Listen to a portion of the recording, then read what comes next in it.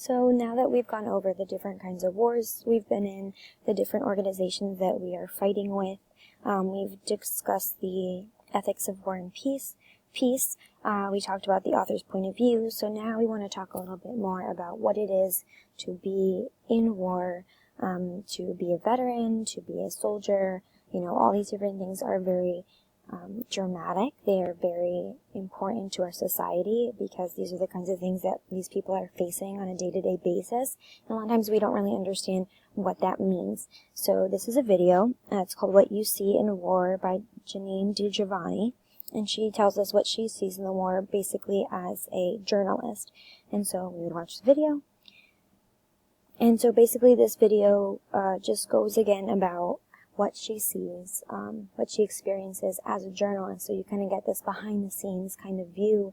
You're not actually physically fighting, but you're in that war zone. And I think that's important also because a lot of times we think it's just soldiers, it's just the military, just those citizens of, wherever they are who are involved in these wars. And so I think it's important that we understand that it's not just, that one set group of people that we have as a schema in our heads.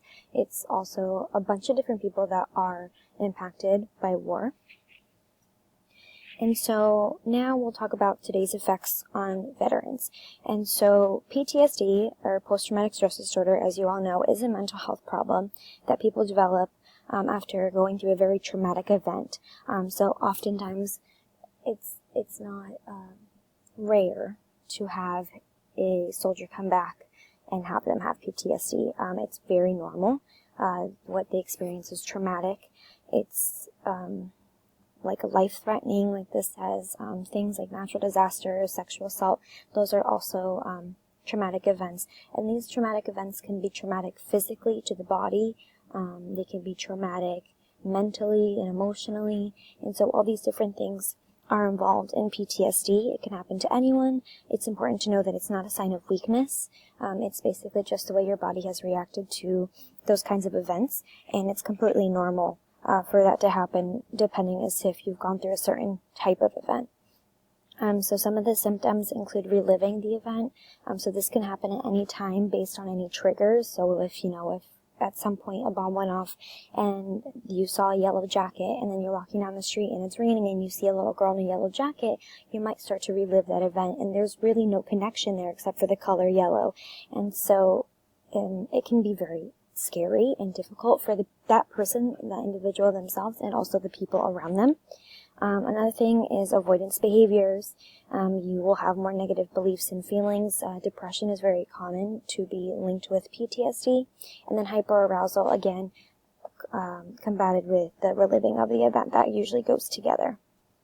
And so I guess we have to understand that PTSD, it's not a physical ailment. So we have to understand as a mental health illness, it's something that goes on within us that we can't really describe all the time. And so we have to be very aware and willing to help others. So just to continue, we have a very huge issue of homelessness in our country. A majority of veterans, or a majority of homeless people, are veterans. The U.S. Department of Housing and Urban Development estimates that 47,725 veterans are homeless on any given night. The VA states that nation's homeless veterans are predominantly male, with roughly 8 being female. And I think what's really important about this statistic right here is that it says that that they suffer from mental illness, alcohol and or substance abuse. And I think that's really important because a lot of times, you'll walk down the street, you'll go through the Boston Commons and you see someone who's talking to themselves and you're like, wow, they're psychotic. Well, yeah, maybe. And that's the reality for a lot of these people. Maybe they do have PTSD, they're reliving an event, you don't know. And we are so cold and frigid to these people. And we have to understand that this is, something that they may not have chosen. A lot of times people come back from war and they don't know how to integrate themselves back into their lifestyle that they had before. Because, like I said before, war is a very traumatic event. And so here we just have, a picture. It says, no veteran should live or die on our streets. And this basically is just like a project that Louisville was doing in 2016.